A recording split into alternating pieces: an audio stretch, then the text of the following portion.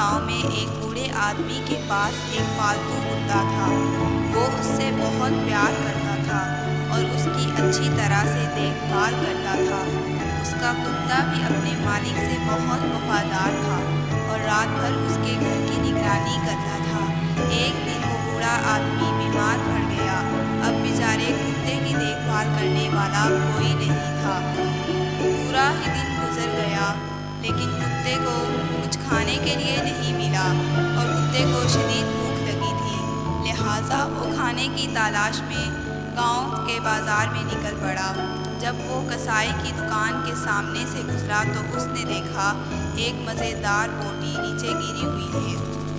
कसाई अपने काम में मसरूफ़ था और कुत्ते ने वो बोटी अपने मुंह में ली और वहाँ से भाग पड़ा।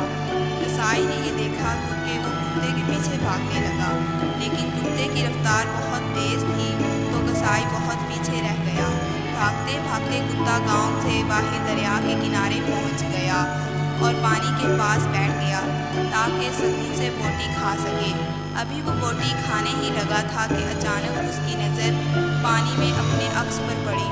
उसने सोचा कि ये कोई दूसरा कुत्ता है जिसके मुंह में भी बोटी है। कुत्ते के दिल में लालच आ गया कि वो किसी दूसरी बोटी भी हासिल कर ले, लेकिन जैसे ही उसने बोटी छीनने के लिए अपना मुंह खोला, उसकी अपनी बोटी पानी में गिर गई।